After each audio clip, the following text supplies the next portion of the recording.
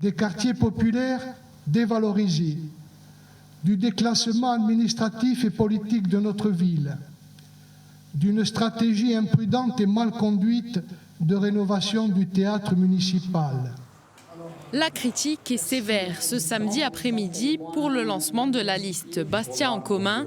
Le communiste Francis Riolacci étrille le bilan de la majorité sortante.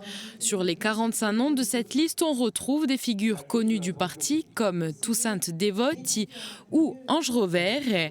Mais 40% d'entre eux ne sont pas encartés au PCF selon la tête de liste. C'est un signe d'ouverture.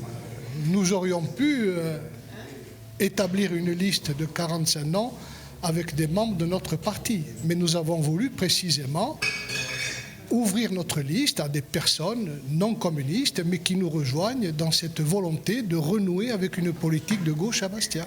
La liste propose un programme en 9 axes et donne la priorité aux logements sociaux.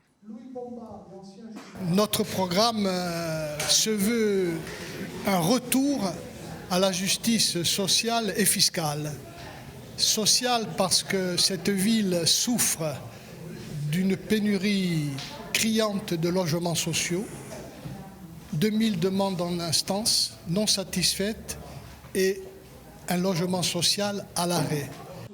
Contre des adversaires qui défendent statut de résident ou préférence nationale, Bastia en commun le réaffirme, se loger est un droit pour tous. Pour le RN et Reconquête, il faut la préférence, entre guillemets, préférence nationale, pour écarter des listes d'attente les familles immigrées. Pour la liste INSEM de Gilles Simeone, il faut écarter, je cite, c'est ce qu'il a dit à l'Albor, le pinzudo, en créant un statut de résident. Entre ces listes, c'est la surenchère du populisme.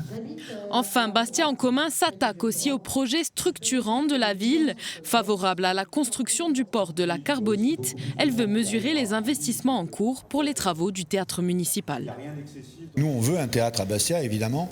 Après, il faut faire une étude de faisabilité pour pas que le budget dérape et qu'on puisse justement développer d'autres activités, d'autres constructions, d'autres projets pour les Bastiais.